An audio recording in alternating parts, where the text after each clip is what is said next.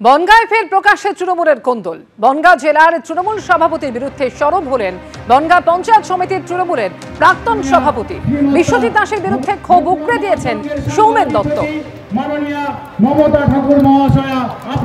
আমি 7 বার পঞ্চায়েত সমিতির সদস্য হয়েছি, একবার বিশ্বজিৎ দাসের নেতৃত্বে আমার দলের সঙ্গে সদস্যরাই আমার সঙ্গে বেইমানি করে, সেবার বেইমানি করে আমায় হারানো হয়েছিল, এমনই অভিযোগ করেছেন বনগাঁ পঞ্চায়েত সমিতির তৃণমূলের প্রাক্তন সভাপতি সৌমেন দত্ত।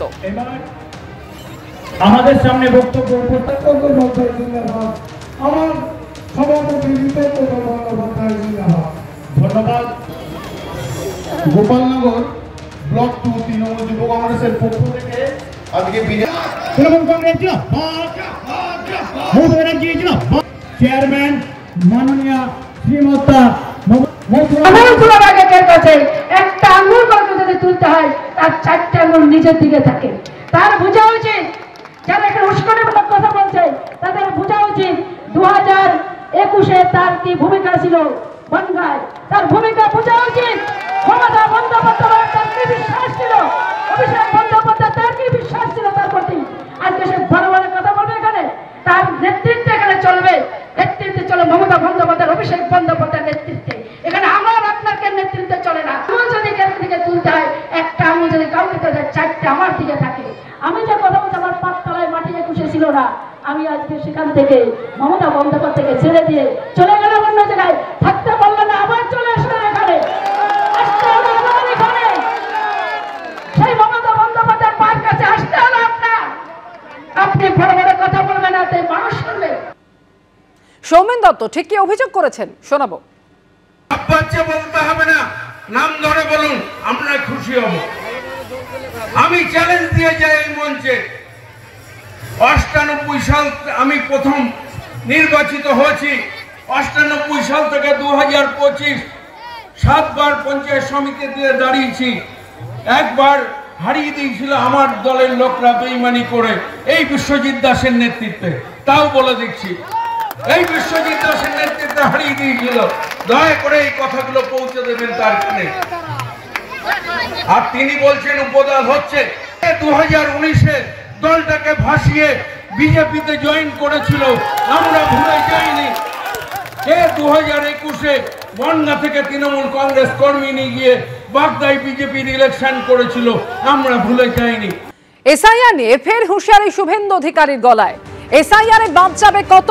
1 কোটি বাদ যাবে মিনিমাম। শুরুতেই 29 লক্ষ বাদ চলে গেছে, 13 লক্ষ মৃত আধার ডিঅ্যাক্টিভেটেড হয়েছে। বাঁচাবে কি করে তৃণমূল?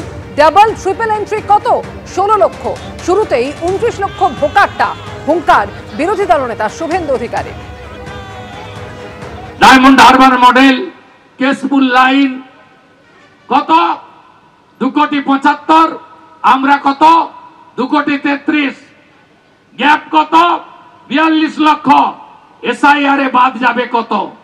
1 কোটি বাদ যাবে মিনিমাম। আর শুরুতেই 29 লাখ বাদ চলে গেছে। 13 লক্ষ মৃত আধার ডিঅ্যাক্টিভেটেড হয়েছে। বাঁচাবেন কি করে তৃণমূল? আধার ডিঅ্যাক্টিভেটেড হয়েছে 13 লাখ। আধার কমিশন ইলেকশন কমিশনকে দিয়ে দিয়েছে মৃতর তালিকা। সংখ্যা কত? 13 লক্ষ। ডবল ট্রিপল এন্ট্রি কত? 16 লক্ষ। শুরুতেই 29 লাখ ভোকারটা। এরপরে তো লিঙ্ক করতে পারেনি যারা। ভারতীয়দের কোনো সমস্যা নেই, ডকুমেন্ট দেখাবেন, নাম উঠে যাবে। ড্রাফট ভোটার লিস্টে সুযোগ পাবেন, ফাইনাল ভোটার লিস্টে নাম উঠে যাবে। আর বাংলাদেশের মুসলমান নাম উঠবে না, বাংলাদেশের হিন্দুদের নাম উঠবে। কেন উঠবে? তারা শরণার্থী, ধর্মীয় কারণে চলে এসেছে। একটা শুভেন্দু অধিকারী যখন নাম বাদ যাওয়ার কথা বলছেন, তখন পাল্টা হুঙ্কার দিচ্ছেন অনুব্রত মণ্ডল। কারো ক্ষমতা নেই ভোটে নাম বাদ দেয়। আমরা উড়ে এসে জুড়ে বসিনি, আমরা বাংলাদেশ থেকে আসিনি। ক্ষমতা নেই, বিজেপি সরকার ভোটার লিস্ট থেকে বাদ দেবে। রাজ্যে এসআইআর এর প্রস্তুতির মাঝেই হুঁশিয়ারি দিয়েছেন অনুব্রত মণ্ডল। লাভপুরে বিজয় সম্মেলনের মঞ্চ থেকে বার্তা বীরভূমের তৃণমূলের কোর কমিটির আহ্বায়কের। কারো ক্ষমতা নাই ভোটে বাদ দেয়। আমরা উড়ে এসে জুড়ে বসি নাই। আমরা দীর্ঘদিনকার লাভপুরের মানুষ, আমরা বাংলাদেশ থেকে আসি না। আমরা কোনো বিদেশ থেকে আসি না, ক্ষমতা নাই বিজেপি সরকারের ভোটার লিস্ট থেকে বাদ দিয়ে দেবে। সব মানুষকে আমি একটা কথা বলছি, খালি ভোটের দিন আর ভোটার লিস্টের কাজটা যেন দেখে দেবেন, এইটাই আপনাদের কাছে আমার অনুরোধ। বাদ বাকিটা আমরা বুঝে নেব, বাদ দেবো বলে বাদ দেওয়া যায়নি, তার জন্য তো 2002-এর ভোটার লিস্ট পাঠিয়ে দিয়েছি। যেদিন থেকে বিএলওরা কাজ শুরু করবেন, বিএলএদেরও সঙ্গে থাকতে হবে। বিএলওদের সঙ্গে বিএলএদের বাড়ি বাড়ি ঘুরতে হবে, সমস্যা হলে সেখানেই সমাধান করতে হবে, প্রতিবাদ করতে হবে। নির্দেশ লাভপুরের তৃণমূল বিধায়ক অভিজিৎ সিংহের। এসআইআর খুব তাড়াতাড়ি শুরু হবে, আপনারা জানেন। যারা বুথ লেভেল এজেন্ট হয়েছে বিএলএ, তারা কিন্তু বলেন যেদিন থেকে বিএলও অর্থাৎ বুথ লেভেল অফিসার যে গ্রামে যে বুথে তিনি গিয়ে বাড়ি বাড়ি জিজ্ঞাসাবাদ শুরু করবেন, সেইখানে যিনি আমার দলের বিএলএ আছেন ওই বিএলওর সাথে ওই সরকারি আধিকারিকের সাথে আপনাকেও বাড়ি বাড়ি যেতে হবে। এই জায়গাটা পরিষ্কার করে জেনে যান, বুঝে যান।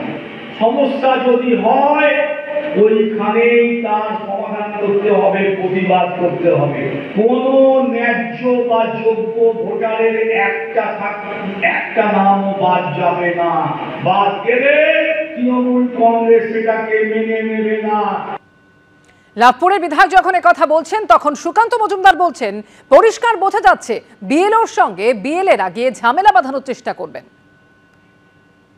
দেখুন, তৃণমূলের বিধায়কদের এবং অন্যান্য নেতৃত্বরা তৃণমূলের এর আগে যেভাবে এই এসআইআর নিয়ে ধমকানো চমকানো, রক্তগঙ্গা বইয়ে দেয়া, লন্ডভন্ড করে দেবো এই ধরনের শব্দ ব্যবহার করেছেন, পরিষ্কার বোঝা যাচ্ছে এর উদ্দেশ্য হচ্ছে বিএলওদের সাথে গিয়ে সেখানে একটা ঝামেলা পাকানোর চেষ্টা করা তৃণমূল কংগ্রেসের তরফ থেকে হবে। নিয়ম অনুসারে বিএলওদের সাথে বিএলএ যেতে পারে, কোনো অসুবিধা নেই, কিন্তু সেখানে গিয়ে ঝামেলা পাকানো, ঝামেলা তৈরি করা, এই ধরনের মানসিকতা নিয়ে করলে পরে কিন্তু তাহলে বিএলওদের সুরক্ষা কম্প্রোমাইজ হবে এবং নির্বাচন কমিশনকে তার উপযুক্ত ব্যবস্থা নিতে হবে। পশ্চিম মেদিনীপুরে তৃণমূলের বিজয় সম্মেলনীতে দলীয় বিধায়কের বিরুদ্ধে সরব হলেন তৃণমূল কর্মীরা। মঞ্চে চন্দ্রকোনা তৃণমূল বিধায়ক অরূপ ধারা বক্তব্য রাখতে উঠলেই চিৎকার শুরু করেন তৃণমূল কর্মীদের একাংশ। বিধায়ক তাদের এলাকাকে বিভিন্নভাবে বঞ্চিত করছেন এমনই দাবি করেছেন তৃণমূল কর্মীদের একাংশ। আপনারা বাংলার সম্মানকে বাংলাকে রক্ষা করুন, বাংলা ভাষাকে মর্যাদা দিন, বাঙালির সম্মানকে রক্ষা করুন, এই দুটি কয়েক কথা বলে আমি যখন বক্তব্য রাখি সেই মুহূর্তে চক্রান্ত করে আমাকে হেনস্থা করার জন্য বেশ কয়েকজনকে দিয়ে কটূক্তি ভাষায় আমাকে কথা বলে এবং হেনস্থা করার চেষ্টা করে। আমার সেটা নজরে এসেছে, আমি সেইটা আমাদের দলকে আমি ঠিক জানিয়ে দেবো, দল যা সিদ্ধান্ত নেওয়ার সেটা নেবে। গোষ্ঠীদ্বন্দ্ব আগেও ছিল, আজও আছে, ভবিষ্যতেও থাকবে, কারণ কোনো আদর্শের উপর গড়ে ওঠা এই দল নয়। এই দল হচ্ছে সুবিধাবাদের দল, কারা সুবিধা ভোগ করবে সেই নিয়ে এদের গোষ্ঠীদ্বন্দ্ব চিরকালই আছে। আজকে বিজয় সম্মেলনের দিনও তার ব্যতিক্রম নয়। জনগণ যত তাড়াতাড়ি এটা বুঝবে তাতে রাজ্যের মঙ্গল এবং জনগণের মঙ্গল।